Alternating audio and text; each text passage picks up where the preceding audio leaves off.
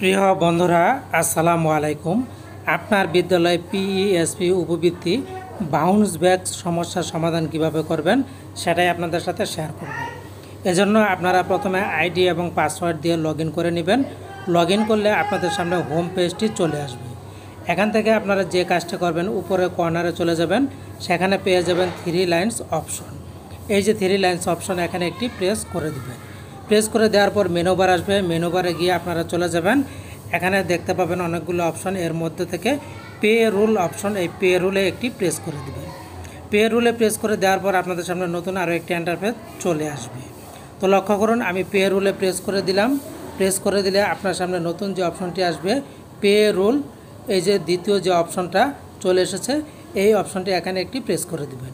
Press করে দেওয়ার সাথে সাথে এখানে লেখা আছে বাউন্স ব্যাক, এই যে চলে এসেছে।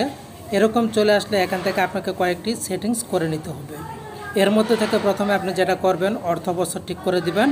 ড্রপ ডাউন বারে প্রেস করে, এই যে লক্ষ্য করুন এখানে কিন্তু অর্থ বছর দেওয়া আছে, আমি ঠিক করে দিচ্ছি 2023-24।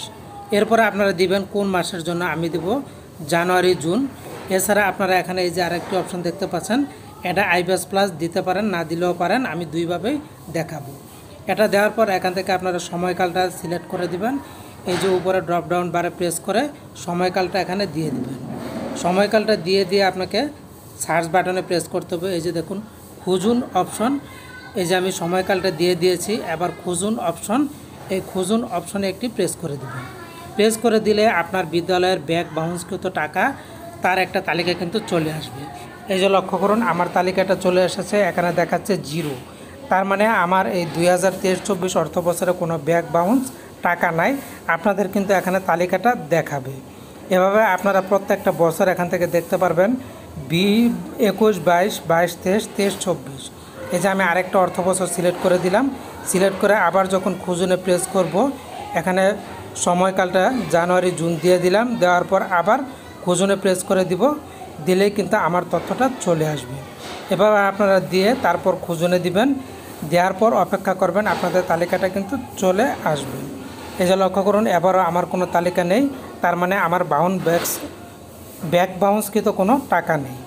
এছাড়া আপনাদের যখন তালিকাটা আসবে, এরকম তালিকা আসলে আপনারা এখানে বিভিন্ন তথ্য দেখতে পাবেন, প্রতিষ্ঠানের নাম, শিক্ষার্থীর তথ্য, সব কিছু এখানে কিন্তু দেখা যাবে। এই যে অপশনগুলি এখানে কিন্তু চলে আসছে, কত টাকা ব্যাক বাউন্স হয়েছে সব কিছু দেখতে পারবেন। এখানে মূলত আপনাদেরকে এডিট করে দিতে হবে। এডিট করলে আপনার এটা কিন্তু অটো আইবাসে সংরক্ষণ হয়ে যাবে। তারপরে এই যে নিচের যে অপশনটি, এখানে একটি প্রেস করে দেবেন সংরক্ষণে। করে দিলে কিন্তু আপনার তথ্যগুলি সংরক্ষণ হয়ে যাবে, সেভ হয়ে যাবে। এছাড়া ধাপগুলি আপনারা কিভাবে অনুসরণ করবেন, সেই ধাপগুলি আমি আপনাদেরকে একটু দেখিয়ে দেব।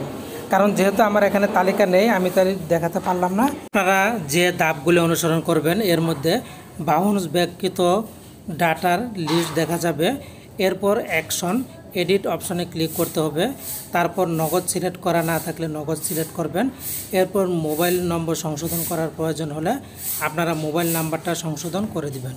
এবং সর্বশেষ পেয়ে যাবেন সংরক্ষণ করুন নামের অপশন। এই সংরক্ষণ করুন অপশনটিতে প্রেস করলে আপনাদের কাজ কমপ্লিট হয়ে যাবে। মূলত এভাবে আপনারা পুরো কাজটি করবেন। আর যদি কোনো প্রবলেম হয় তাহলে কমেন্ট করে জানাতে পারেন। তোমাদের ভালো থাকুন। এখানে রাখছি, আপনাদের সকলকে ধন্যবাদ।